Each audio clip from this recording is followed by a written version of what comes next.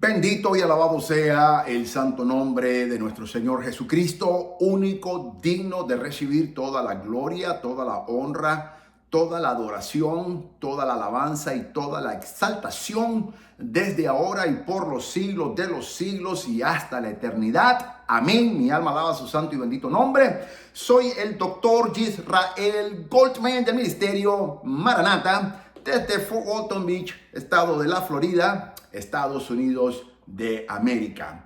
Y en este día, amado hermano, amada hermana que estás estudiando la palabra de Dios con nosotros, te traigo un nuevo estudio que el Señor me ha ministrado en toda esta semana, en donde el Señor, el Espíritu Santo, me estuvo hablando de una manera muy especial. Y lo que quiero compartir conmigo, considero que también te va a bendecir y a edificar tu vida, esta enseñanza que te voy a exponer y a poner en perspectiva para la gloria del Señor. Como cristianos tenemos que estar con la absoluta certeza de que nosotros tenemos la seguridad en Dios. Pero para que esa seguridad se cumpla, hay un requisito fundamental y es la enseñanza de este día que te traigo y te lo voy a poner en perspectiva. Hoy vamos a estudiar las Sagradas Escrituras. He titulado a esta enseñanza La seguridad dada a los que confían en Dios. O, para simplificarlo, la seguridad a los que confían en Dios. La pregunta es, ¿estás confiando en Dios? ¿Cuánto estás confiando en Dios? En este momento, en esa prueba, en esta tribulación, en esta batalla, en esa enfermedad, en este diagnóstico, en esa tribulación, en esta desesperación, estás confiando en Dios.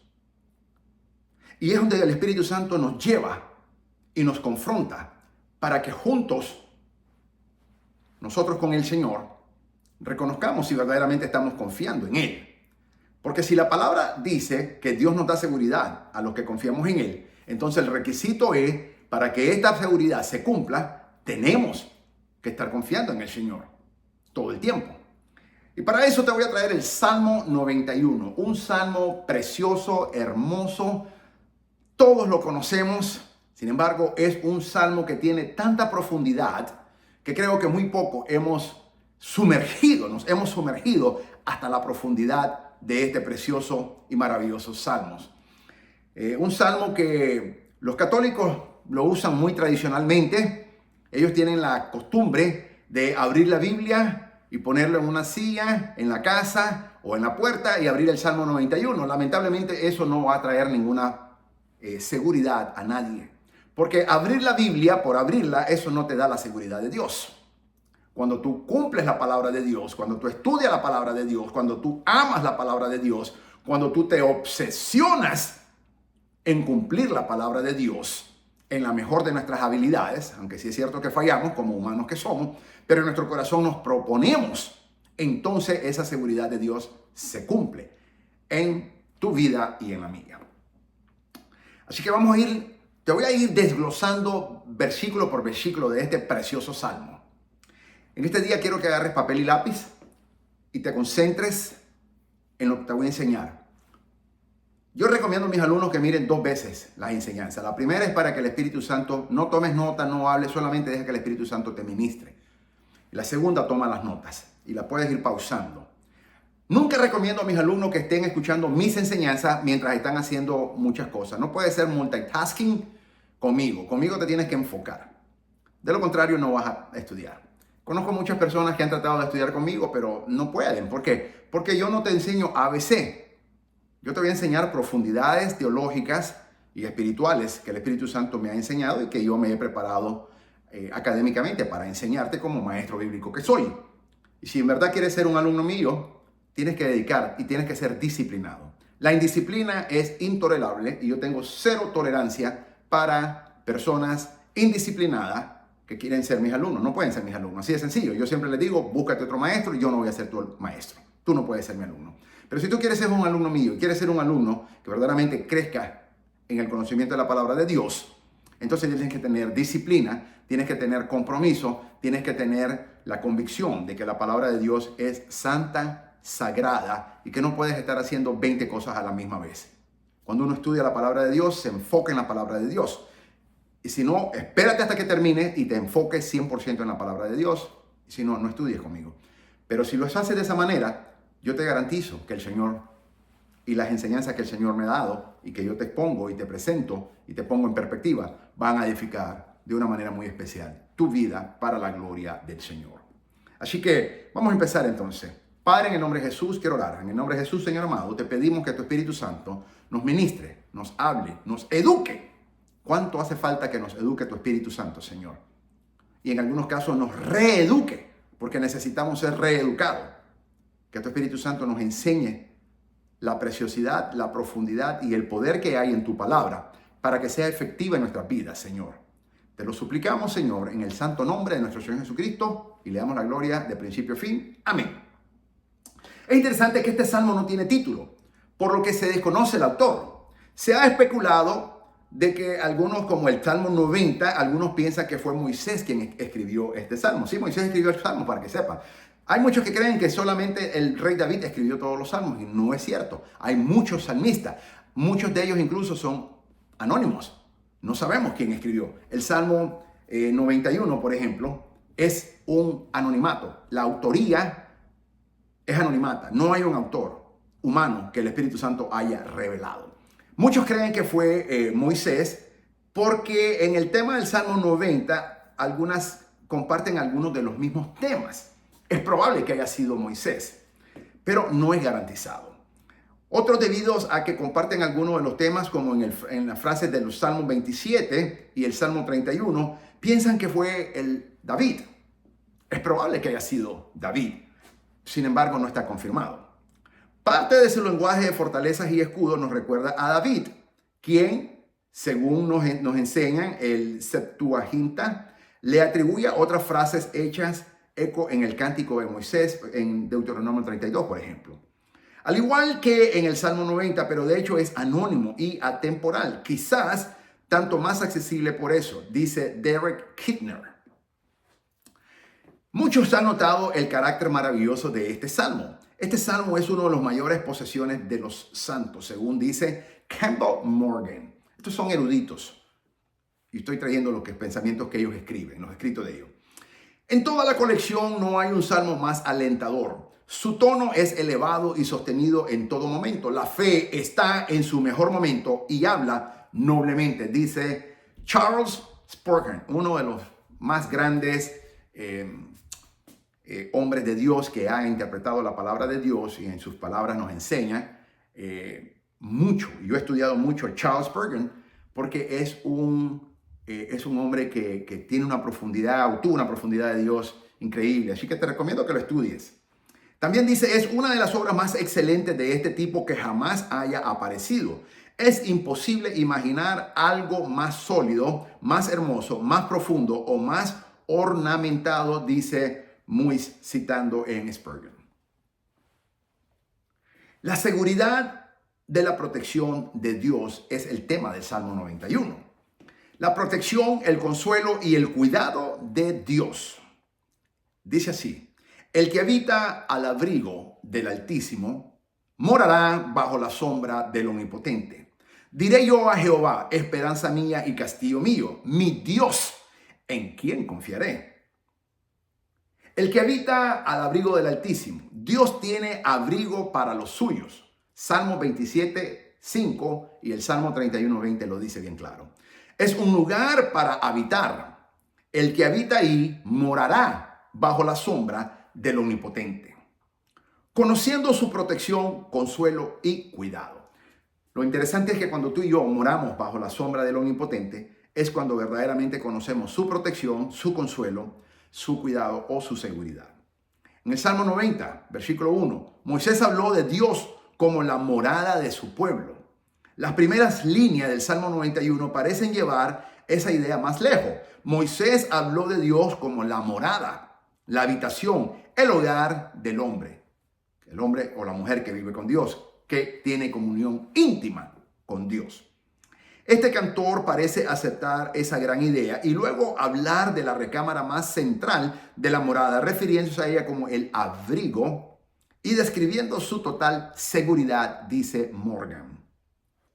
Hay muchos seguidores de Jesucristo que parecen saber muy poco del abrigo del Altísimo o de lo que es morar bajo su sombra. Muchos parecen considerar esto como algo solo para lo místico o los super espirituales. Sin embargo, David sí escribió esto. Era un guerrero y un hombre muy familiarizado con las realidades de la vida. Es cierto que la vida del espíritu parece llevar más fácilmente a unos que a otros, pero hay un aspecto del abrigo del Altísimo que es para todo aquel hombre y aquella mujer que confía en Dios. La palabra clave aquí es confiar en Dios. Cuando tú y yo confiamos absolutamente y plenamente en Dios y aún ciegamente, entonces estamos bajo el abrigo del Altísimo. Todo hijo de Dios mira hacia el santuario interior y el propiciatario, pero no todos moran en el lugar santísimo. A veces corren hacia él y disfrutan de acercamientos ocasionales, pero no residen habitualmente en la presencia misteriosa, dice Spurgeon. La sombra del omnipotente. Hablemos de la sombra del omnipotente. Esta es una expresión que implica una gran cercanía. Debemos caminar muy cerca de un compañero si queremos que su sombra caiga sobre nosotros, dice Duncan, citando en Spurgeon. Ahora, Spurgeon nos dice lo siguiente, tomado de Francis Ridley Havergal. Sugirió 4 formas en que la escritura habla de la sombra del Altísimo. Vamos a ver las escrituras. La primera es Isaías 32:2. Dice así, la sombra de la roca. La segunda está en Cantar de los Cantares, capítulo 2, versículo 3, que dice, la sombra del árbol. Tercera es Salmo 63, versículo 7. Salmo 63, versículo 7. La sombra de sus alas. Y la cuarta, Isaías 49, versículo 2, la sombra de su mano. Estas son las 4 sombras del omnipotente que la Biblia nos enseña. Estos 2 primeros versículos del Salmo 91 usan 4 títulos o nombres maravillosos para Dios. El primero es Altísimo el León, Omnipotente el Shaddai, Jehová Yahvé, mi Dios Elohei, esperanza mía y castillo mío. El que vive íntimamente con Dios conoce la grandeza de su protección. Dios mismo se convierte en una poderosa esperanza y castillo para el creyente. Te vuelvo a repetir la pregunta, amado hermano, amada hermana.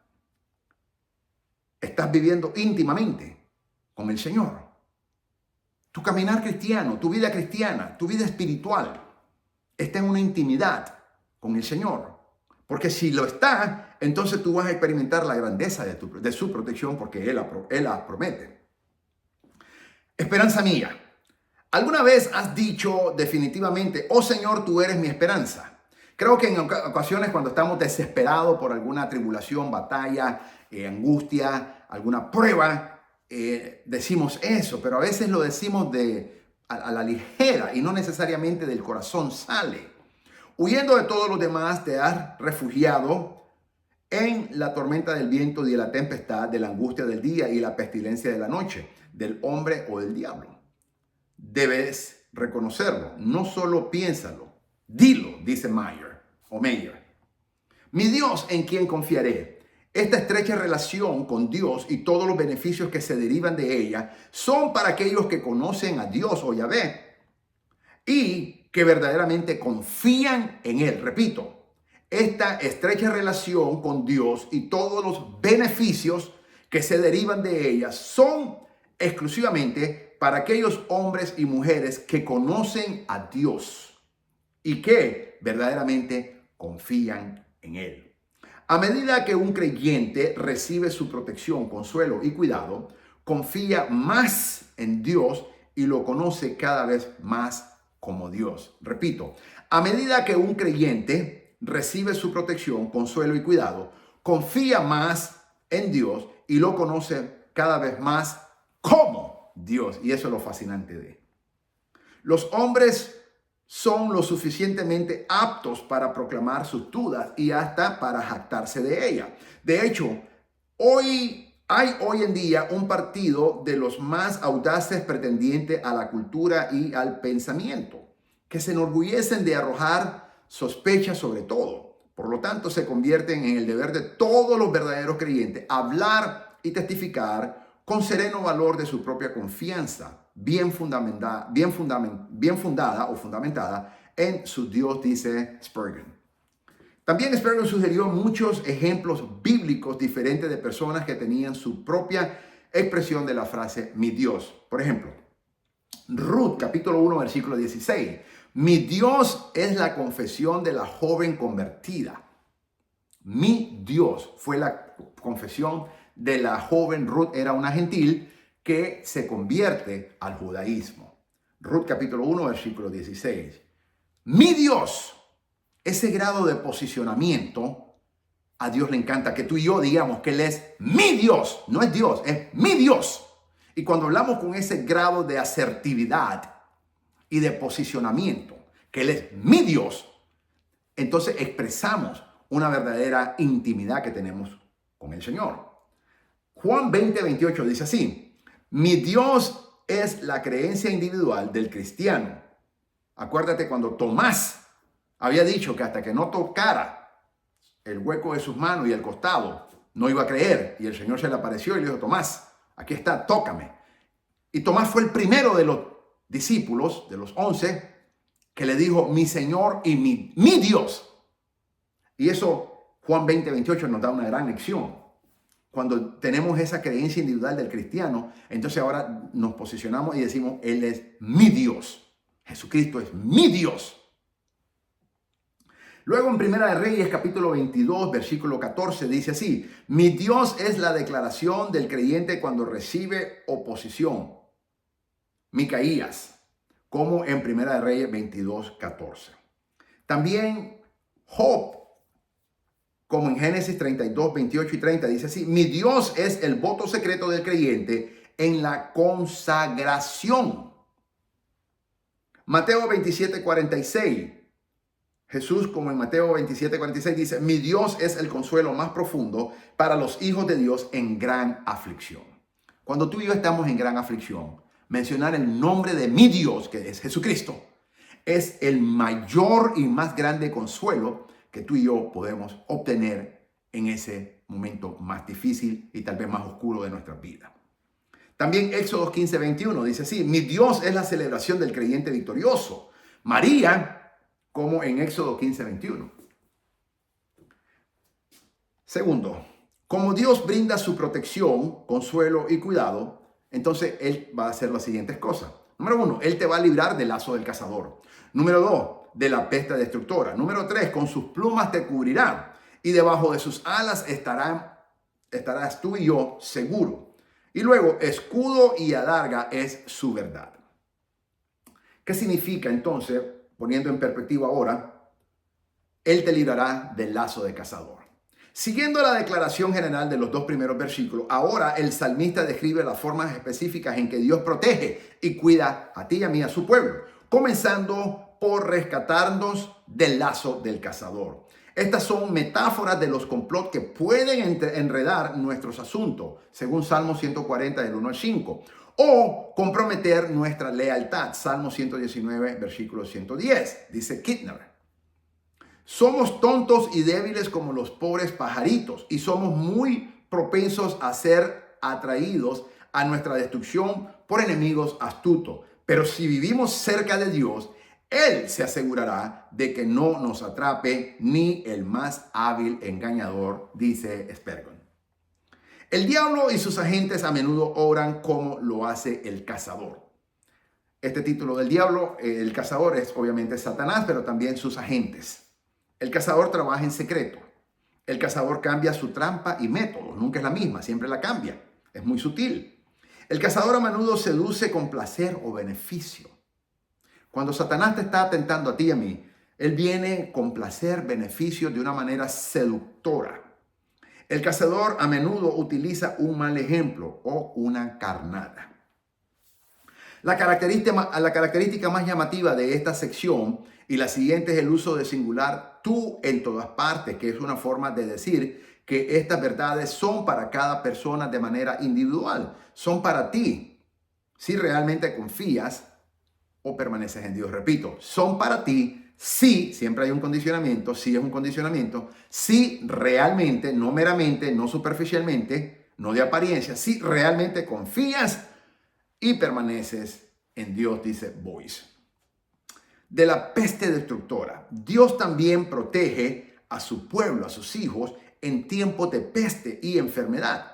El salmista, inspirado por el Espíritu Santo, no pretendía que esto fuera una promesa absoluta de que todo creyente sería librado de todo lazo o peste, de ninguna manera. En cambio,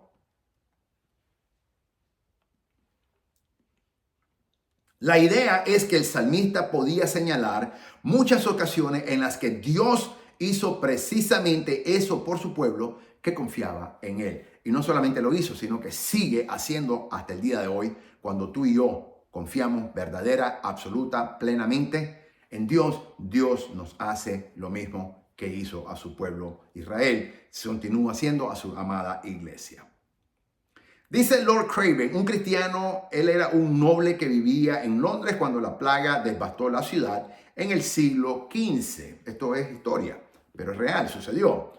Para escapar de la pestilencia que se extendía, Craven decidió dejar la ciudad para ir a su casa de campo, como lo hicieron muchos de su posición social. Ordenó que se preparara su coche y su equipaje. Pero mientras caminaba por un lado del pasillo de su casa, a punto de entrar en su carruaje, escuchó a uno de sus sirvientes decir a otro: supongo por el hecho de que mi señor abandona Londres para evitar la plaga, que su Dios vive en el campo y no en la ciudad.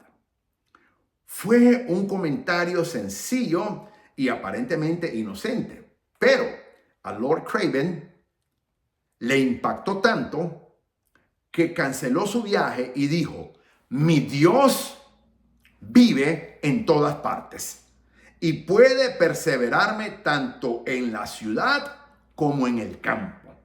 Me quedaré donde estoy. Así que se quedó en Londres, ayudó a las víctimas de la peste y él mismo no contrajo la enfermedad, dice Boyce. Poderoso. Por eso es que tú y yo no tenemos que huir, porque Dios es Dios aquí en Estados Unidos o en cualquier parte del mundo. Hay personas que quieren huir de sus países y venir aquí a Estados Unidos, pero si Dios no te está trayendo, no vengas, porque no te va a ir bien. Pero si Dios te trae, ven. Pero no vengas porque vienes huyendo del problema.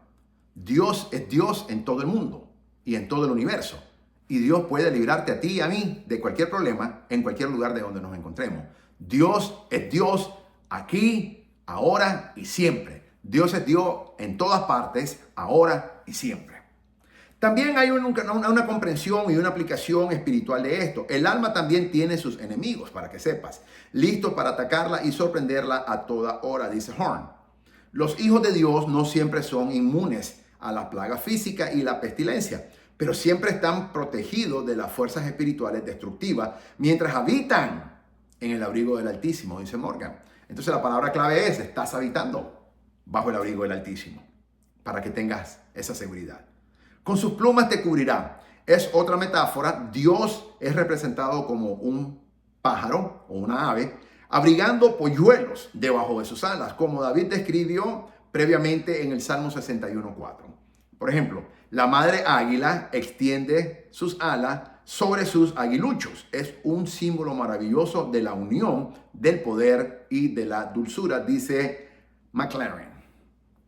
Dice Lutero: es la fe la que te convierte en el pollito y a Cristo en la gallina, para que te escondas y esperes y revoltees y te curas bajo sus alas, porque hay salud en sus alas, dice Trapp. Boyce relacionó Mateo 23:37 con el versículo 4. Jesús hubiera salvado y protegido a Jerusalén y a sus habitantes, pero la gente no estuvo dispuesta. No acudieron a él, no habitaron al abrigo del Altísimo. En cambio, clamaron por su crucifixión, como nos narra la palabra sagrada de la Escritura, dice Boyce. Escudo y adarga es su verdad. Las imágenes de la protección de Dios continúan con su verdad, representando como el escudo más pequeño, a menudo redondo. Cuando tú miras películas antiguas vas a ver que había un escudo redondo que se ponían, pero era pequeño, era el escudo más pequeño, redondo. Y el escudo más grande a menudo era rectangular, que se le conoce como la adarga. Entonces Dios nos da un escudo y una adarga. Escudo y adarga es su verdad. En cuanto al cuidado de Dios, combina la calidad protección de una ave parental con la dura e inquebrantable fuerza de la armadura, dice Kittner. Escudo y adarga. Doble armadura tiene el que confía en el Señor. Me encanta esto. Doble armadura tiene el que confía en el Señor. Lleva un escudo y viste una cota de malla que lo rodea, dice Spurgeon. Boyce sobre adarga dice, la palabra hebrea significa algo que se envuelve alrededor de una persona para su protección. Por lo tanto, puede significar escudo, armadura o como la nueva versión internacional, una muralla o fortaleza. Eso es lo que Dios es para nosotros, cuando abrigamos bajo su abrigo. En el versículo 5-6, el resultado de la protección y el cuidado de Dios. No temerás el terror nocturno, ni saeta que vuela de día, ni pestilencia que ande en oscuridad, ni mortandad que en medio de día destruya. Vamos a ver el primero. No temerás. Tener a Dios como refugio y escudo da fuerza y valor al pueblo de Dios. Cuando el pueblo de Dios está sumido en su profundo temor, es una indicación de que no tiene la confianza adecuada en Dios como protector y consolador. Por ejemplo, cuando estás en una enfermedad incurable y crees y estás con miedo. Y claro que nos podemos enfermar y claro que nos podemos atemorizar, pero eso no puede quitar la seguridad que tenemos en nuestro Señor. Es al contrario, es cuando más tenemos que exhibirla y demostrarla para demostrarle a Dios que sí confiamos en Él en todo tiempo, en todo momento y bajo toda circunstancia. Y eso te hace a ti y a mí elegibles para que moremos bajo la sombra del Altísimo y luego la protección divina de Dios viene a tu vida y a la mía. En la vida el Señor puede permitir que le sucedan muchas cosas terribles a sus hijos. Acuérdate de Job. Como le sucedió también a su primogénito, a nuestro Señor Jesucristo. Pero sus hijos saben que ningún poder está fuera del control de Dios, dice Van Gemeren.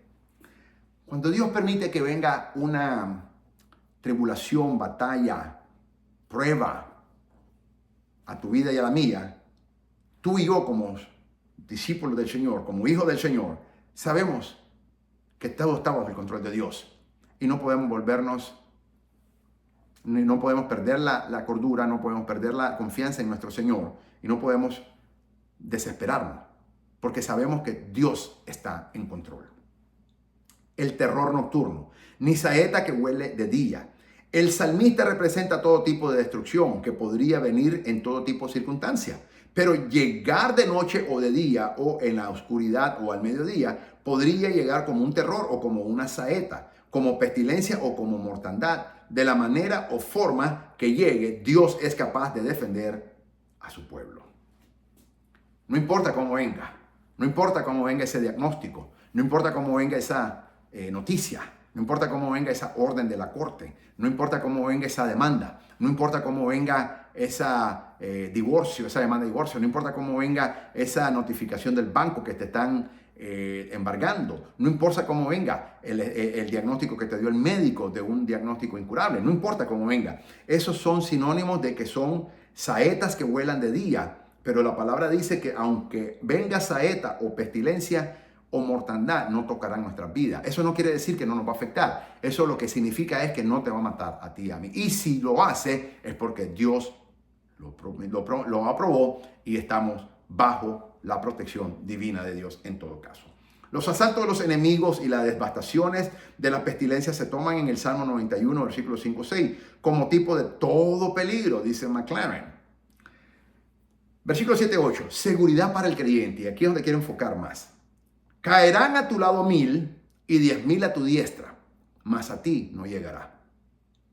Ciertamente con tus ojos mirarás y verás la recompensa de los impíos. Caerán a tu lado 1000. El salmista describe cómo la protección de Dios puede vencer cualquier probabilidad la protección y el cuidado de Dios podría estar tan específicamente enfocado que pueden preservar a 1 de cada 10,000. Es imposible que le ocurra algo mal al amado del Señor. Las calamidades más aplastantes solo pueden acortar su viaje y apresurarlo hacia su recompensa. Esto es importante porque no siempre Dios nos va a sanar. Puede ser que Dios no nos sane. Puede ser que Dios diga, no lo voy a sanar porque lo quiero traer ya a casa conmigo. Entonces no nos podemos obsesionar. Acuérdate que peregrinos somos en este mundo. Esta no es nuestra morada final. Estamos de paso, estamos peregrinos, dice la Biblia que somos. No nos podemos aferrar a la vida de este mundo. Claro que nadie, todavía no he conocido a alguien que en su sano juicio que me diga, sí, yo estoy listo ya para morirme. No, yo creo que ningún ser humano tenga esa capacidad. ¿Que hay miedo? Claro que hay miedo siempre. Pero recordemos que para mí el vivir es en Cristo y el morir es ganancia, decía el apóstol Pablo. Y la Biblia dice que la muerte para el cristiano no es muerte, es dormir y despertar en la patria celestial. Entonces, si Dios decide no sanarte, es porque allá Dios te quiere tener a ti o a mí en su presencia. ¿Y cuál mayor recompensa podemos tener que estar delante de la presencia de Dios? Pero claro, seguimos orando por sanidad divina, seguimos orando por milagros, pero reconocemos que se hace conforme a la santa y perfecta voluntad de Dios. Las pérdidas lo enriquecen, las enfermedades es su medicina. Dice así, mira, déjame leer. El mal para él no es mal, sino que solo es bien en una forma misteriosa. Cuando Dios decide acortar tu viaje para que estés en la morada celestial, dice que entonces la pérdida, el mal para él no es mal, sino que solo es el bien, es una forma misteriosa. Y tenemos que entender los misterios de Dios. Las pérdidas lo enriquecen, las enfermedades es su medicina, el reproche es su honor, la muerte es su ganancia, como decía el apóstol Pablo. No le puede suceder ningún mal en el sentido estricto de la palabra, porque todo es invalidado para siempre, dice Spurgeon. Verás la recompensa de los impíos. En contraste con la protección de sus escogidos, Dios también ha designado una recompensa para los impíos. Se anima al pueblo de Dios a ver esta verdad y considerar cuidadosamente. Ahora, se repite la seguridad de Dios. Por eso este Salmo 91 habla de la seguridad de Dios sobre todas las cosas. En el versículo 9 al 13 se repite. Repetición de la promesa de liberación y seguridad de la victoria. Porque has puesto a Jehová, que es mi esperanza, al Altísimo por tu habitación. No te sobrevendrá mal, ni plaga tocará tu morada. Pues a sus ángeles mandarás acerca de ti, para que te guarden en todos tus caminos. En las manos te llevarán, para que tu pie no tropiece en piedra. Sobre el león y el áspid pisarás. Hollarás al cachorro de león y al dragón. Porque has puesto Jehová por tu habitación. Los principios y promesas en los versículos 10 al 16 están dirigidos a aquellos que confían en Dios, su Dios, haciéndolo su habitación, su fuente de vida y su satisfacción. No te sobrevendrá mal. Se repiten las promesas anteriores del versículo 5 y 8. De seguridad y protección incluso en tiempos de plaga. Una vez más, esto no se considera una promesa absoluta para todos los cristianos en todas las circunstancias. Porque el amado pueblo de Dios ha caído en mal o ha muerto en alguna plaga. Es la feliz expectativa del salmista y una expresión general de la protección, el consuelo y el cuidado de Dios por su pueblo. Martín Lutero escribió que esto se refiere a alguien que realmente habita y no solamente parece habitar y no solo se imagina que habita en Dios, dice Boyce. Esta y otras promesas similares no deben entenderse absoluta y universalmente, como si ningún hombre verdaderamente bueno pudiera ser cortado por la plaga u otras calamidades comunes. Te recuerda el COVID-19. Muchos cristianos murieron, muchos ministros, muchos pastores murieron. Entonces, no hay una absoluta, no se puede tomar esto como entenderse de una manera absoluta o universal, que nada te va a pasar, porque sí no puede pasar. Si no sucede es por la misericordia de Dios. Pero tú y yo, posiblemente, yo conozco muchos cristianos que murieron en el COVID-19. Conozco pastores, amigos míos, que murieron en el COVID-19 para el 2020. Entonces, pero es una manera en que Dios acorta su vida y lo lleva a la casa, a la patria celestial. Porque puede ocurrirle a un santo compartir una calamidad común, como el buen maíz bueno y la mala hierba se cortan juntos, pero con un fin y un propósito diferente, dice Trapp. Dios no dice que Dios no dice que no nos sobrevendrán aflicciones, sino que ningún mal, dice Watson citando a Spurgeon. Ni plaga tocará su morada. Charles Spurgeon dio testimonio notable de un cumplimiento específico de esta promesa. En el año 1854, cuando apenas llevaba 12 meses en Londres, el barrio en el que trabajaba fue visitado por el cólera asiático. Y, dice él, mi congregación sufrió sus incursiones. Familias tras familias me llevaron, este es Charles Spurgeon hablando. Cada día me llamaban para visitar las tumbas. Me entregué por ardor juvenil a la visita de los enfermos y fui llamado desde todos los rincones del distrito por personas de todos los rangos y religiones. Estaba cansado de cuerpo y enfermo de corazón. Mis amigos parecían caer uno a otro y yo sentía o me imaginaba que me enfermaba como los que me rodeaban. Un poco más de trabajo y llanto me habría hundido entre los demás. Sentía que mi carga era más pesada de lo que podía soportar y estaba listo para hundirse. Según los planes de Dios, regresaba a casa con tristeza después de cada funeral. Cuando dice Spurgeon, mi curiosidad me llevó a leer un periódico que estaba colocado a la ventana de un zapatero en Dover Road. No se veía como un anuncio comercial, ni lo era, porque llevaba con una buena caligrafía estas palabras. Porque has puesto a Jehová, que es mi esperanza, al Altísimo por tu habitación. No te sobrevendrá mal, ni plaga tocará tu morada. Salmo 91, por supuesto. El efecto en mi corazón, dice Spurgeon, fue inmediato. Mi fe se apropió del pasaje como propio. Me sentí seguro, renovado, ceñido con inmortalidad.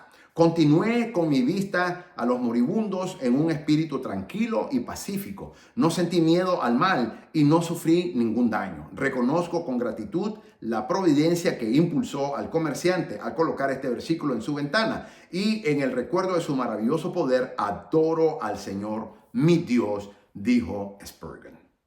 Esta semana el Espíritu Santo me ministró específicamente con el Salmo 91.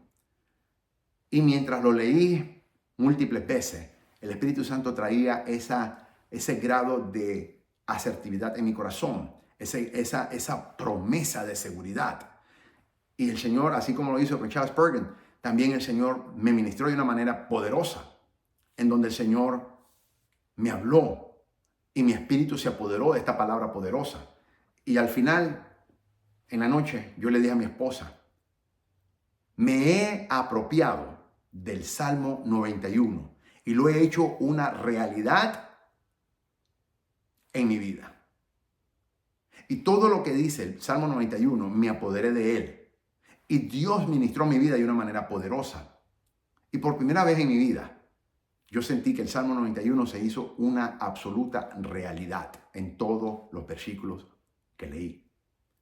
Y en la parte final, el penúltimo versículo, fue cuando más me ministró el Espíritu Santo. Y yo te lo diré cuando llegue en ese momento. Los ángeles de Dios tendrán el cargo especial. Pues dice así, pues a sus ángeles mandará acerca de ti. Esto describe otra forma en que Dios puede enviar su protección y cuidado a su pueblo por medio de sus ángeles, ordenándoles que cuiden y lleven a su pueblo. Los ángeles de Dios tendrán el encargo especial de acompañarte, defenderte y salvarte, y contra su poder, la influencia de los espíritus malignos, no pueden prevalecer. Estos, cuando sea necesaria, desvainarán tus pasos del camino del peligro. Detendrán los peligros cuando se quieran interponer en tu camino, dice Clark. Mandar es una orden estricta, más que una simple orden, como cuando quieres que un sirviente resuelva un asunto con certeza y plenitud y le imputas un mandato. Te asegura de que no menosprecie ese asunto. No le dice vagamente lo que tiene que hacer, sino que lo prescribe su trabajo y le mandas que lo haga. Así dice el Señor a sus ángeles. Garantizado, lo tienen que hacer, dice Breach, citando a Spurgeon. No un ángel de la guarda, como algunos sueñan con cariño, pues todos los ángeles están aquí aludidos. Ellos han recibido la comisión de su Señor y el nuestro, de velar cuidadosamente por todos los intereses de sus fieles. Una vez más dice Spurgeon. ¿Cómo nos protegen los ángeles? No podemos decirlo, no lo sabemos. Si repelan demonios, contrarrestan complots espirituales o incluso rechazan las fuerzas físicas más sutiles de la enfermedad, no lo sabemos. Quizás algún día nos vamos a quedar asombrados por los múltiples servicios que las bandas invisibles angelicales nos han prestado, dice Spurgeon. Recordemos que es a Dios a quien estos ángeles pertenecen. Él les da un cargo, de él reciben su comisión, ante él son responsables de su encargo, por eso es que lo tienen que hacer. De Dios debe esperarlos y por su ayuda solo él recibirá la alabanza. Se dice expresamente, él mandará a sus ángeles para mostrar que no se les debe orar ni alabar a los ángeles, sino solo a Dios, de quien son sus siervos, dice Clark. Pues a sus ángeles mandará acerca de ti. La promesa en el versículo 11 y 12 fue citada y torcida por Satanás. Acuérdate cuando Satanás estaba tentando al Señor Jesucristo en el desierto, en Mateo capítulo 4, versículos 5 y 7. Y también Lucas 4, 9 y 12. Satanás tentó al Señor Jesucristo para crear una crisis artificial, arrojándose desde el punto alto en el monte del templo. Y Satanás citó Salmo 91, versículos 11 y 12, como una promesa de protección si Jesús hiciera esto. Y por eso es fundamental que tú y yo conozcamos las Escrituras, la Santa Escritura tal y como el Señor Jesucristo, porque si no, el Señor Jesucristo hubiera caído en esa tentación y esa trampa del diablo, porque Satanás le trajo el Salmo 91, versículos 11 y 12. Los versículos 11 y 12 fueron citados falsamente porque el diablo omitió la palabra que te guarden en todos tus caminos. El Satanás omitió esa frase. Probar a Dios de esta manera no era el camino de Jesús, no era el camino del Salvador. Dios nunca había prometido ni dado protección alguna de sus ángeles en caminos pecaminosos y prohibidos. Dice Paul sobre Mateo capítulo 4. Este texto se explica incorrectamente porque no se usó para enseñar o animar, sino que pretendía engañar. Y así es como Satanás y los agentes de Satanás, estos falsos maestros, falsos predicadores, utilizan las Escrituras y de esa manera engañosamente engañan al pueblo de Dios que no conoce la verdadera palabra de Dios, haciendo de esta palabra una promesa que se cumplirá si Cristo descuidaba su deber, extendiéndole la promesa de una providencia especial en cuanto a los peligros a los que los hombres se arrojaban voluntariamente, dice Paul nuevamente sobre Mateo 4. De una manera extraña, estamos agradecidos por el intento de Satanás en Mateo 4. Suena un poco raro, pero aprendemos de esa mentira que Satanás le trajo al Señor Jesucristo. Porque lo primero que aprendemos es que Satanás distorsiona la palabra de Dios. Satanás es especialista en distorsionar la palabra de Dios. Satanás sabe la palabra de Dios mejor que cualquier maestro bíblico, mejor que cualquier predicador de todo el mundo. Sin embargo, la distorsiona, no la cumple, no la obedece, sino que la distorsiona. Y tú y yo tenemos que ser sumamente cautelosos con la Escritura, escudriñar las Escrituras, estudiar la palabra de Dios para que Satanás no nos engañe, como tampoco pudo haber engañado al Señor Jesucristo. Y el Señor Jesucristo nos da un gran ejemplo sobre cómo Satanás distorsionó la palabra de Dios, tentándolo, pero el Señor Jesucristo, que conoce la palabra de Dios, pues Él es la palabra de Dios encarnada, sabía que Satanás la estaba distorsionando. ¿Conoces tú la verdaderamente palabra de Dios? ¿Conoces tú si Satanás o estos falsos maestros de Satanás o predicadores te están distorsionando la palabra de Dios? Es fundamental de que tú y yo seamos cristianos comprometidos con el estudio de la palabra de Dios continua, para que no caigamos en la trampa ni en la mentira de Satanás cuando distorsiona las Escrituras para engañarnos. Y por eso vemos que el Salmo no da promesa absoluta para cada creyente en toda circunstancia, sino hermosas promesas de la protección, el consuelo y el cuidado de Dios que son recibidas y aplicadas específicamente en el creyente por el Espíritu Santo. Solo el Espíritu Santo las puede aplicar en el creyente. Los ángeles estaban ahí para ayudar a Jesús en su tentación, pero no de la forma que sugirió Satanás.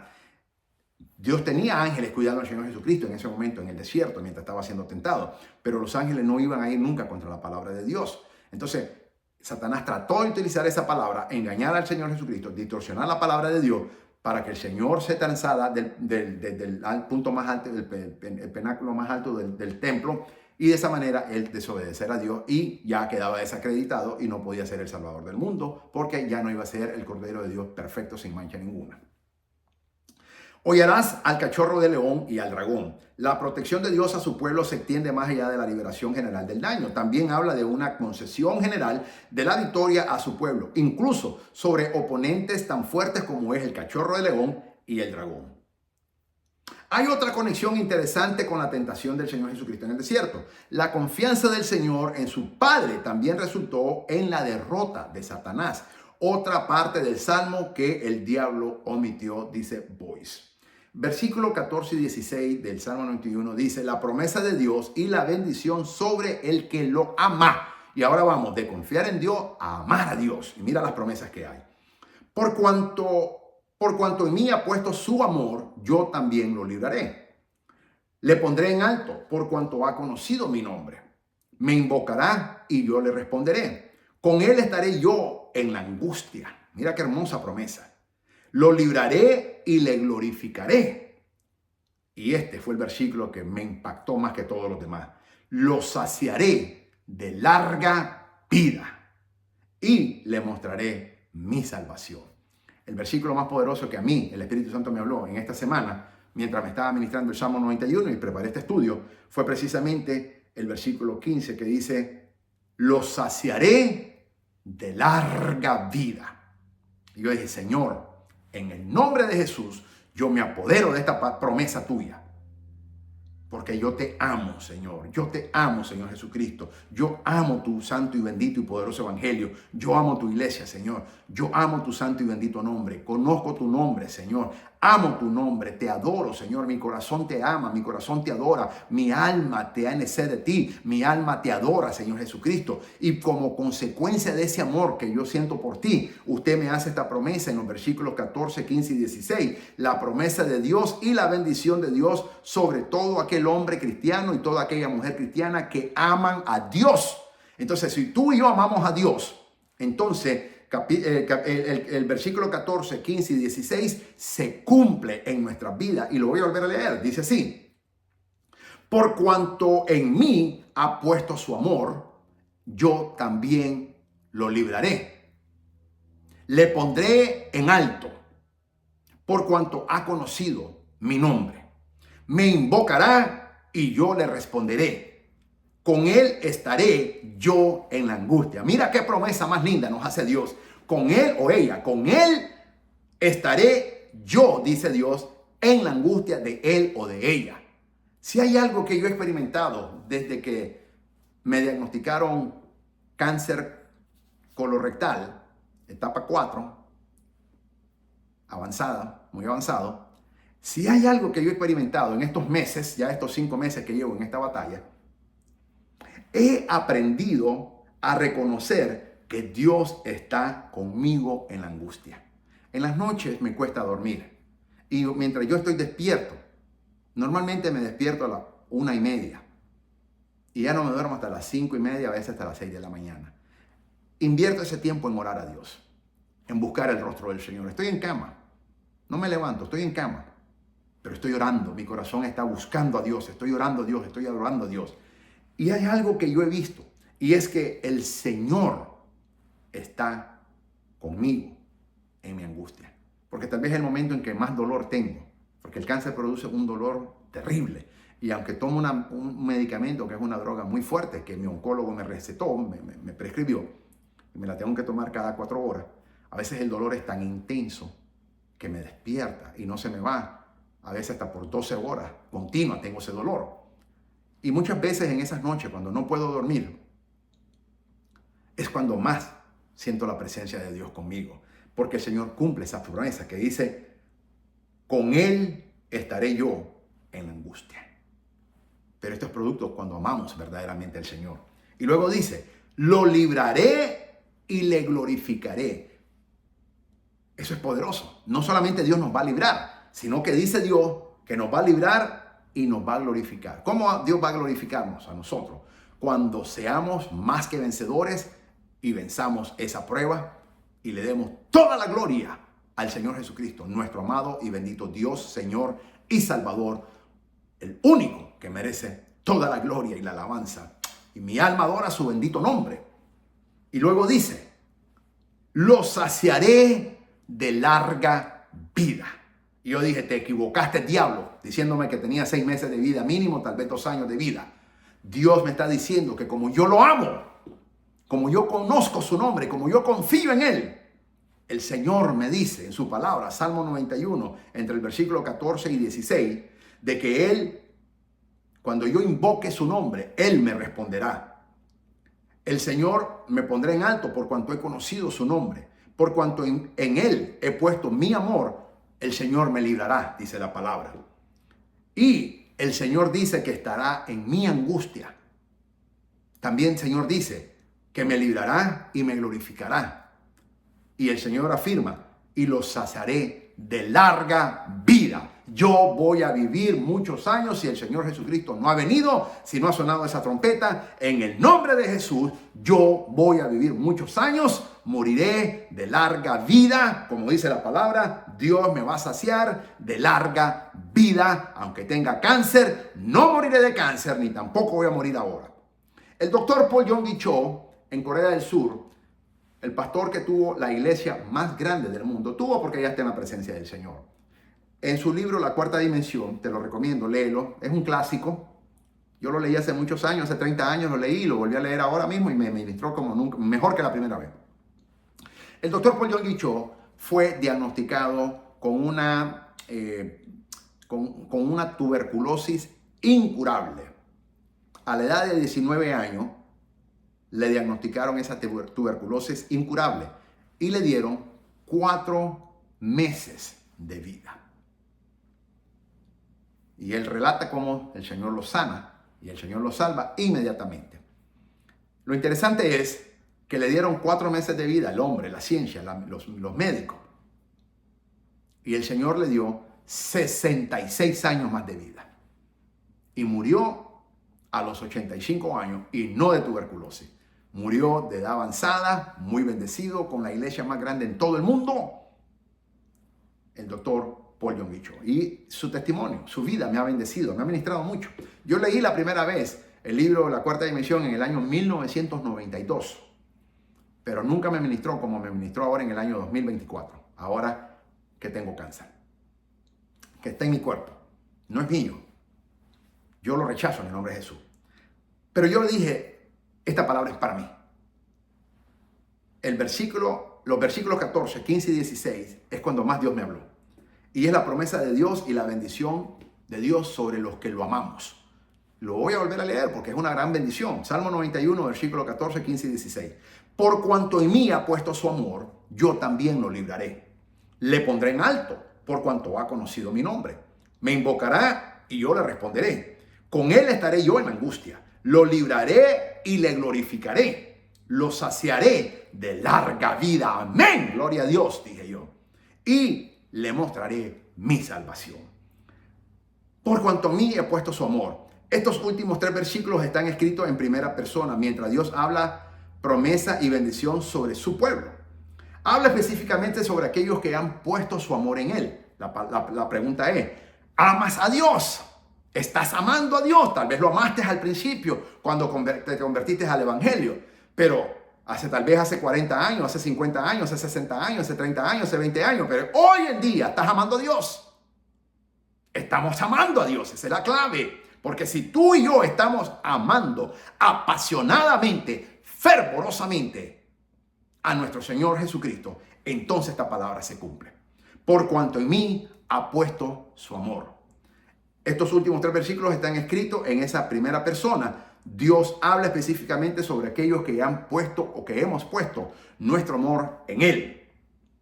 Se ha señalado maravillosamente que las últimas palabras de este salmo no son dichas por el pueblo de Dios, sino para el pueblo de Dios. Eso es lo más interesante. No son dichas por el pueblo de Dios, sino son dichas para el pueblo de Dios. Y tú y yo, amado hermano, amada hermana, tú y yo somos el pueblo santo de nuestro Señor Jesucristo. Por tanto, esa palabra se cumple si tú y yo verdaderamente, genuinamente, íntegramente amamos a nuestro Señor Jesucristo. Por por cuanto en mí ha puesto su amor. Esto se usa en otros lugares en contextos de poner el corazón en alguien o en alguna iniciativa como compromiso del hombre de Dios solo se usa aquí, dice Kittner. Poner el amor en Dios significa hacerlo por elección. Uno no espera que llegue el sentimiento de amor, sino que simplemente elige pensar y actuar hacia Dios de manera que exprese y edifique el amor. Esto incluirá pasar tiempo con Dios. ¿Estás pasando tiempo con Dios o solamente el domingo cuando vas a la iglesia? ¿Estás pasando tiempo en las noches con Dios? Durante el día, durante la tarde, en cualquier momento. Estás pasando tiempo con Dios. Esto también significa escuchar a Dios. Estás escuchando a Dios. Dios nos habla de múltiples maneras. Específicamente y de una manera más impactante, Dios siempre nos habla a través de su santa palabra. Estudia la Biblia, estudia las Sagradas Escrituras y Dios te va a hablar. Garantizado. Leer lo que Dios nos ha escrito, su santa palabra. Estás leyendo la palabra, estás escudriñando las Escrituras. Hablar con Dios, estás dialogando con el Señor en oración. ¿O solo le estás pidiendo? Pensar en Dios en todo tiempo libre que tenga. Estás pensando en Dios. Estás pensando cuán hermoso es Dios, cuán bello es el Señor, cuán maravilloso es el Señor, cuán misericordioso es el Señor, cuán amoroso es el Señor, qué bueno es el Señor. ¿Cuánto estás pensando en ese amor de Dios? Adorar a Dios, estás adorando a Dios en todo momento, en todo tiempo que estés en esa intimidad con el Señor. No como exhibicionismo religioso, sino en ese secreto que tenemos que estar con el Señor. Hablar con Dios es fundamental, como también adorar. Dar a Dios y hacer sacrificios alegremente para Él y por Él. Nuestra cultura actual a menudo piensa en el amor como algo que le sucede a la gente, no como algo que uno elige. El amor es una elección. Yo amo a Dios porque yo elegí amar a Dios. Yo amo a mi esposa, no por lo que ella hace por mí, sino porque yo elegí amar a mi esposa. Cuando yo me casé con mi esposa, yo le dije, te voy a amar hasta el último día de mi vida. Así le dije yo a mi esposa, Lucrecia Goldman. Yo le dije, te voy a amar hasta el último día de mi vida. Yo elegí eso. Y no me había ni casado con ella, ni siquiera habíamos empezado el noviazgo, estábamos por empezar. Y yo le dije, te voy a amar hasta el último día de mi vida. Yo hice esa elección. No por lo que ella me daba, no por lo que ella me había hecho. No, simplemente yo elegí. Igualmente, cuando uno decide amar a Dios, uno decide amar a Dios no porque cuánto Dios me ha bendecido, porque ya Dios nos ha bendecido sobreabundantemente que no lo merecemos. No porque Dios me está prosperando, porque ya Dios nos prosperó y nos va a seguir prosperando, dice la palabra de Dios. No porque Dios me está dando X o Y cosas, sino porque Dios es bueno, porque Dios nos amó de tal manera que nos dio a su único Hijo, nuestro Señor Jesucristo. Dice Juan 3:16, para que todo aquel que en Él crea no se pierda, mas tenga vida eterna. Suficiente razón para amar a Dios. Yo también lo libraré. La promesa y principios declarando anteriormente en este salmo se repiten nuevamente, pero esta vez desde la perspectiva de Dios mismo. Dios protegerá a su amado y a su amada hija y lo pondrá en alto y lo hará por cuanto ha conocido mi nombre, dice el Señor, y tiene una relación real, genuina, auténtica, íntegra con Dios. Le pondré en alto. Lo pondré fuera del alcance de todos sus enemigos, es lo que significa. Lo honraré y lo ennobleceré por cuanto ha conocido mi nombre, porque me ha amado, honrado y servido, y me ha rendido el culto que me corresponde. Él me ha conocido como el Dios de infinita misericordia y amor. Has conocido a tu Dios, nuestro amado y bendito Señor Jesucristo, como tu Dios de infinita misericordia y amor.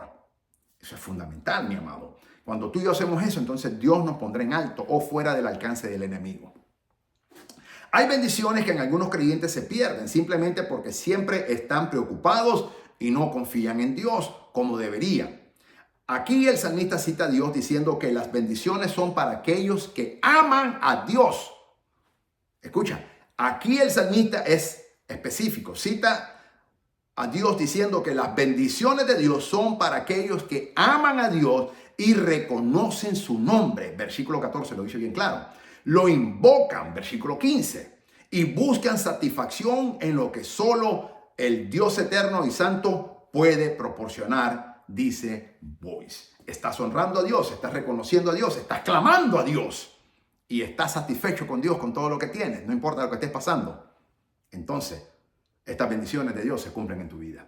Me invocará y yo le responderé. Dios promete responder la oración de aquel que le ama y del que verdaderamente le conoce. Si tú meramente lo conoces, si tú no lo amas, no esperes que Dios te responda. Pero si tú y yo verdaderamente le amamos, le adoramos y le conocemos, esperemos que Dios va a responder porque Él lo ha prometido. Me invocará y yo le responderé, dice Dios. Y el que lo dijo no miente, ni tampoco se equivoca. Mi alma alaba su bendito nombre.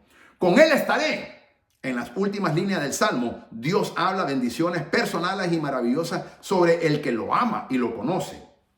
La bendición de su presencia. Con Él estaré yo en la angustia. Qué preciosa y poderosa promesa, amado. Así que recobra ánimo. Si estás en una batalla, si estás en una tribulación, si estás en una enfermedad, si estás en el hospital, si estás en una cama, si tienes una enfermedad incurable como la tengo yo, el cáncer colorectal, estado 4, una enfermedad incurable. Yo tengo carta de mi oncólogo que dice que es incurable y que por el resto de mi vida yo voy a tener que estar en tratamiento de quimioterapia y bajo observación médica. Yo estoy deshabilitado ya por la Oficina del Seguro Social de los Estados Unidos. Yo tengo una deshabilitación causada por el cáncer colorectal que me fue diagnosticado y que estoy en tratamiento de quimioterapia. 4 me están poniendo, 4 tratamientos de quimioterapia intravenosa que me lo ponen aquí, en el puerto que tengo aquí, me la conectan aquí y la tengo por 48 horas sin parar. Mejor dicho, son 48 horas más 5, estamos hablando de 53 horas son las que tengo. Ese tratamiento, sin parar. Y son suero tras suero, son 4 que me ponen. Y después me ponen otras para contrarrestar todos los efectos los efectos secundarios. Y por 53 horas tengo que andar de principio a fin, desde que llego hasta que me lo quitan. Tengo que ir 2 días después a que me lo quiten. Pero Dios ha prometido estar conmigo. Y Dios sabe que en ese momento que me están poniendo esa quimioterapia, mi cuerpo está sumamente débil. Porque la quimioterapia es poderosa y la que me están poniendo a mí es una quimioterapia muy agresiva. ¿Por qué? Porque el cáncer que tengo está muy agresivo. Etapa 4B. Y se esparció no solamente en el colon recto, sino que está en el hígado y en mis 2 pulmones. Entonces me lo están atacando de una manera muy agresiva. Por tanto, el tratamiento es fuertísimo y me debilita. Me debilita que no puedo caminar. Entonces por eso me deshabilitaron. Estoy deshabilitado, pero yo estoy creyendo que Dios me va a sanar. Yo estoy creyendo que la mano de Dios está conmigo. Yo sé que el Señor me visita. Y no es que quiera minimizar a nadie por su prueba, porque todas las pruebas son difíciles. Uno que la pasa sabe lo difícil que es. Pero te pongo el ejemplo solamente del cáncer que yo estoy ahora mismo batallando en el nombre de Jesús y lo voy a vencer en el nombre de Jesús, porque sabemos que el cáncer es incurable. Especialmente el cáncer colorectal es muy agresivo y especialmente en la etapa 4, que es la etapa final, 4 avanzada, y luego su categoría B y la última es C. El diablo me tiró a matar, pero Dios me habla en su palabra y yo le creo a Dios porque yo sé, reconozco que mi Dios no miente, y su palabra es vida a mis huesos, como dice también el salmista. Entonces, esto es muy importante, que tengamos esa certeza, esa convicción, Hebreos 11:1, que es la fe. La fe es la convicción de lo que se espera, la convicción de lo que no se ve. Caminamos no por vista, sino por fe, dice la palabra de Dios, como lo hizo Moisés, como viendo al invisible. Así es como tú y yo tenemos que caminar, así es como tú y yo tenemos que hablar, así es como tú y yo le tenemos que dar la gloria a Dios. No le digamos a Dios qué grande es nuestro problema, digámosles a nuestro problema qué tan grande es nuestro Dios, y maravillas sucederán, milagros sucederán. Dios hará proeza, Dios hará maravilla, Dios va a hacer milagros, pero confiamos en Dios, amamos a Dios, estamos en esa intimidad con Dios. Esa es la clave. Y aquí es cuando se cumplen todas y cada una de estas promesas. Su presencia, Dios prometió su presencia. Con Él estaré yo en la angustia. La bendición de su protección, lo libraré. La bendición de su promoción, le glorificaré. Dios me está promoviendo. Yo sé que yo voy a estar muy bendecido. Yo sé que Dios me va a sanar. No sé cuándo. Cuando Dios quiera, cuando Dios diga. Y si Dios quiere, Él no tiene por qué sanarme. Pero yo creo en mi corazón que Dios me va a sanar. No sé cuándo, pero yo sí sé que me va a sanar. Y cuando Dios me sane, yo ya estoy siendo bendecido y prosperado desde ahora. Y yo miro mi vida de esa manera y es cuando mejor estoy en mi vida. Yo le estaba diciendo ayer a mi esposa, hoy en día, con toda certeza, yo puedo decirte a cualquiera que hoy mi vida está mejor que nunca. Mejor que nunca. Y mi esposa me quedó viendo así, sorprendida. Y le dije, sí, mi amor, hoy en día yo puedo decir con toda certeza y seguridad que hoy en día con este cáncer que Dios permitió que me viniera y que estoy batallando, hoy en día mi vida está mejor que nunca. Porque como nunca he visto a Dios, como nunca he experimentado a Dios, como nunca he visto que Dios es fiel y verdadero, como nunca he visto la protección de Dios, como nunca he visto la protección de Dios, como nunca he visto la provisión de Dios, mi alma alaba su bendito nombre. Esa es el arma que destruye a Satanás y que glorifica a Dios. Y cuando hacemos eso, Dios promete que nos va a dar su presencia. Con Él estaré yo en la angustia. La bendición de su protección lo libraré. La bendición de su promoción lo glorificaré. Dios me va a promover. Yo le dije a mi esposa, vamos a ser prosperados y bendecidos como nunca antes. Prepárate porque lo que viene es una bendición espectacular, una sobreabundancia en el nombre de Jesús. La bendición de su prosperidad lo saciaré de larga vida. Y ahí le dije yo a mi esposa, aquí yo voy a estar vivo para la gloria de Dios en el nombre de Jesús por muchos años. Si el Señor le dio al doctor Paul Yonggi Cho 66 años más de vida, bueno, tenía 19 años. Yo no tengo 19 años, yo tengo 56. Le dije, Señor, me conformo con la mitad. 33 años más en el nombre de Jesús. Y serían 89. Bueno, redondeémoslos a 90 mejor, Señor, le dije yo. En el nombre de Jesús, sí no ha venido el Señor. Pero claro, que sean los años que Dios quiera. Pero esa es mi fe. Le pedí 33, 34 años más de vida. Con 33 años estoy feliz. Morir a los 89 años, la Biblia dice que los fuertes a los 70 y los más robustos a los 80 mueren. Bueno, a los 89 estoy perfecto. 90 mejor, dije yo. 33 años, 34 años en el nombre de Jesús, le dije yo. Eso es fe, mi amado. Eso es fe. Hay que tener esa convicción en el Señor. El Señor dice, la bendición de su prosperidad los saciaré de larga vida. Y yo me apoderé de esa palabra. Yo me apoderé.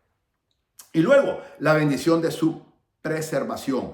Y le mostraré mi salvación. Con Él estaré. Entonces ningún hombre necesita agregar soledad a la tristeza, pues puede tener a Dios sentado con Él como los amigos de Job, pero no como los amigos necesariamente de Job, porque sabemos que esos al final fallaron, pero Dios es fiel y verdadero, esperando consolar con verdadero consuelo, dice McLaren. Con Él estaré yo en la angustia. Nuevamente Dios habla y actúa como una madre tierna hacia un niño enfermo. Cuando el niño está en perfecto estado de salud, y ustedes, mis hermanas que son madres, salud puede dejarlo en manos de una niñera, pero cuando ese niño o niña está enferma, ella misma lo atenderá. Ella le dirá a la niñera, puedes atender un tiempo a alguien o a otro asunto, yo misma cuidaré al niño, dice Dobson, citado en Spurgeon. Asimismo, Dios, nuestro Padre, porque Dios es Padre y Madre a la misma vez, por su amor. Ese amor que Él tiene, el amor de la madre, es el mejor ejemplo que se puede simbolizar al de Dios. Sin embargo, está muy lejos todavía. Entonces, Dios fue el papel de padre y madre para nosotros. Y eso se cumple. Con Él estaré yo en la angustia. ¿Estás angustiado? No te preocupes. Si tú amas a Dios, si tú confías en Dios, si tú conoces a Dios, si tú estás en esa intimidad con Dios, si tú invocas el nombre de Dios, si tú eres fiel a Dios, Dios promete que está contigo. Dios promete que va a estar contigo y conmigo en la angustia. Así que, mis amados, esta es la bendición de que Dios nos da. Él estará contigo y conmigo en la angustia.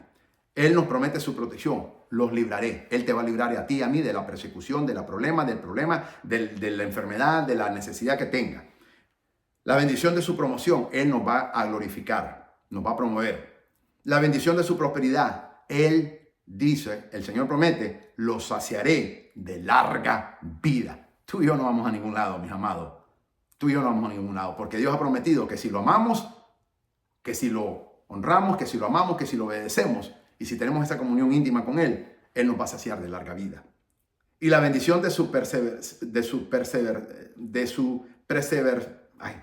la bendición de su preservación, le mostraré mi salvación. Así que, mis amados, de esta manera, aquí, es la promesa de salvación que Dios, o mejor dicho, no de salvación, de seguridad, que Dios nos ofrece en el Salmo 91 a todos aquellos hombres y mujeres que hemos decidido amar a Dios. Dios nos da la seguridad a los que confiamos en Dios. Y de esta manera, quiero terminar este estudio del Salmo 91. Léelo más de una vez. Léelo y léelo y léelo y léelo y léelo, como yo lo hice en esta semana pasada. Y toda esta semana el Espíritu Santo me estuvo ministrando de una manera poderosa y me posicioné, especialmente en la última promesa que dice, y los saciaré de larga vida antes de que me muestre su salvación. Amado hermano, amada hermana, es fundamental entonces de que para que tengamos esa seguridad en Dios, lo amemos y confiemos en Él y conozcamos su nombre. Entonces, todas estas promesas que Dios promete en el Salmo 91 se hacen realidad en nuestras vidas. Padre, en el nombre de Jesús te alabamos y bendecimos, te damos la gloria, Señor, por tu infinita palabra, tu infinita misericordia, tu palabra que nos enseña en el Salmo 91, la seguridad como creyentes que tenemos en ti porque te amamos. Señor, de esta manera te damos la gloria, te glorificamos, te exaltamos, te alabamos, Señor Jesucristo, por esa seguridad que nos da a los que confiamos en ti. En el nombre de Jesús te lo pedimos. Amén. Soy el doctor Israel Goldman del Ministerio Maranata desde Fort Walton Beach, Florida, Estados Unidos de América. Que el Señor te bendiga, que el Señor te guarde, que el Señor resplandezca su santo, divino, bendito y soberano y poderoso nombre y rostro sobre tu vida y sobre tus seres amados. En el nombre de Jesús. Amén. Mi alma alaba al santo nombre de Jesucristo, nuestro Señor, único digno de ser alabado. Amén.